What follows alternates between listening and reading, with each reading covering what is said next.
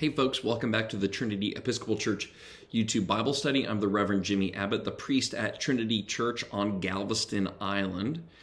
And today we're going to talk about the parable of the wheat and the tares, or the wheat and the weeds. If you'd like to learn a little bit more about how Jesus uses parables generally, click that link and you can go back and watch a YouTube Bible study I did a few weeks ago. Anyway, in this parable, Jesus says, a farmer goes out into his field and sows good seed, but then an enemy comes along and sows in weeds.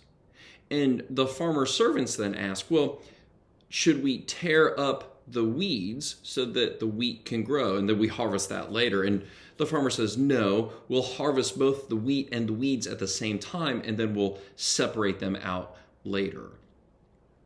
This is really important because the specific weed here is probably bearded darnel, which actually looks a whole lot like wheat. It's what we call a mimic weed. It looks like wheat.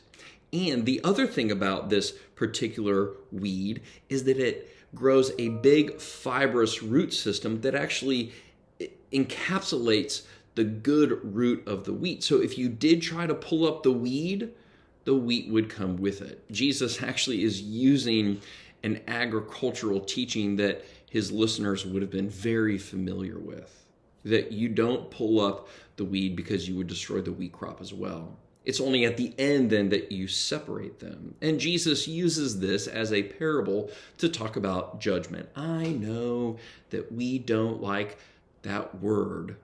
Don't be so judgy. Don't judge a book by its cover. Don't be judgmental. What I think we mean to say is that we shouldn't condemn someone. But in fact, I do think that Christians need to use our best judgment.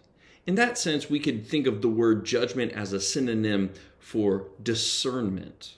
Discernment, weighing out what is right and what is wrong. Because as this parable teaches us, the wheat and the weeds sometimes look a lot alike. And it takes time and effort to discern the difference. That is a type of judgment. Our job as Christians, I don't believe, is to condemn, but rather to weigh out, to discern what is right and what is wrong. And we can only do that, I believe, inspired by the Holy Spirit and in community. That is how we best judge or discern. We don't condemn, but we do have to figure out the best way to move forward, which is a type of judgment.